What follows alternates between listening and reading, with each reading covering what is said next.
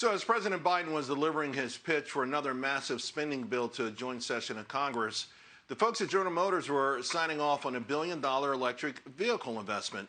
I mean, the timing was absolutely perfect.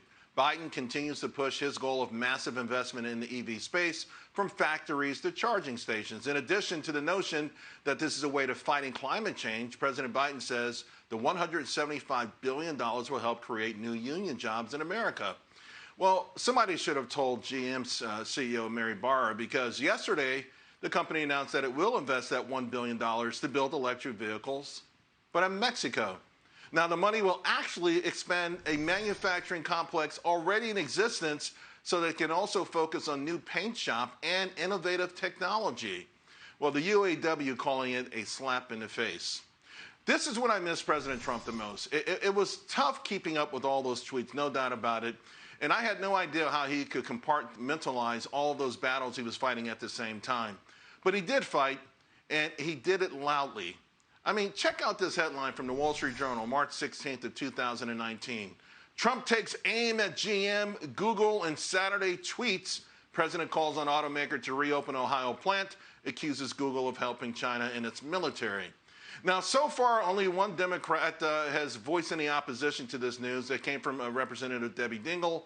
She said not one American dollar should support our jobs being shipped off to Mexico, especially when we have the workers and the technology to manufacture the best vehicles of the future here at home.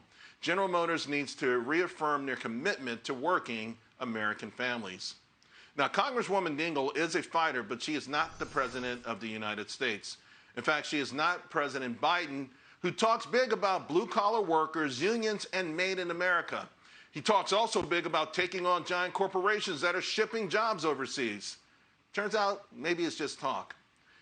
It's just campaign stuff, maybe, the kind of public imaging stuff that if you say it enough, your poll numbers go up and people even believe that you're taking action.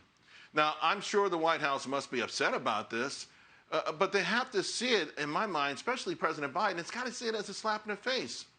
Now, the good news for him is the mainstream media will provide cover and make sure that this does not become a national story, at least for now.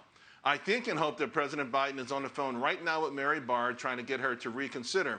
After all, he's dangling $175 billion out there. Plus, again, he should be offended. I got to admit, I was a little exhausted, like most people, from all of those Trump tweets, but I would have cheered loudly if there was a strong public rebuke against a large American company sending American jobs and technology research offshore. We're talking about the commander-in-chief needs to stand up. President Biden, forget about the platitudes. Step up, protect American workers and our innovation. You promised you would.